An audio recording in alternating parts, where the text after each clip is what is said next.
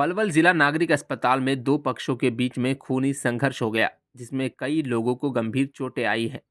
तीन की हालत गंभीर बताई जा रही है। वहीं घायलों को प्राथमिक उपचार के बाद गंभीर हालत को देखते हुए हायर सेंटर रेफर कर दिया गया है। वारदात की पूरी घटना सीसीटीवी में कैद हो गई। जानकारी के अनुसार गांव लोहागढ़ निवासी एक ही परिवार के दो पक्षों में सुबह के वक्त जमीन विवाद के चलते गांव में झगड़ा हुआ था। सुबह हुए झगड़े को गांव वालों ने किसी तरह शांत करा दिया, मगर फिर ये मामला अस्पताल में खूनी संघर्ष में तब्दील हो गया।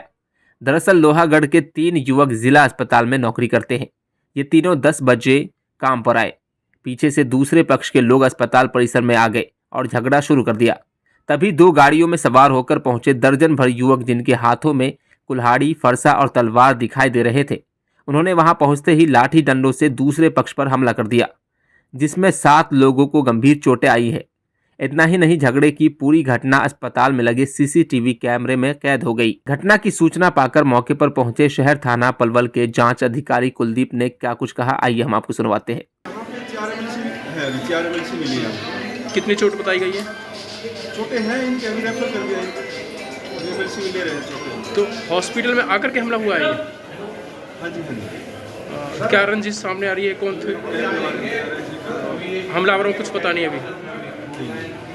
बता रहे हैं कि तलवार, कुल्हाड़ी वगैरह। मेरे को कैप कूप लगाई कर लेते 1 मिनट तो भाग जाते हो यार तुम।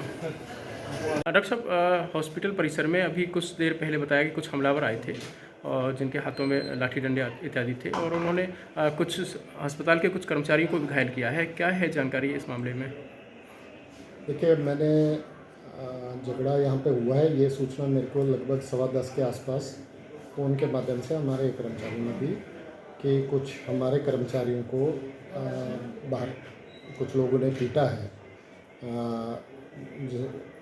उसके बाद मैं बाहर की ओर गया तो वहाँ कुछ थे नहीं, सब ने कहा कि उनको कैजुअल्टी में ले गए हैं। तो इमरजेंसी में जाके वहाँ पे 5 घायल आए हुए थे, जिनमें 3 हमारे हॉस्पिटल और सीएमओ ऑफिस के कर्मचारी 3 थे। उनमें एक सुभाष, पवन और एक रवि, ये 3 हमारे कर्मचारी थे जिनको चोटें लगी हुई थी। इसके अतिरिक्त 2 और व्यक्ति थे जिनको चोटें लगी थी। कैसी हालत है इनकी?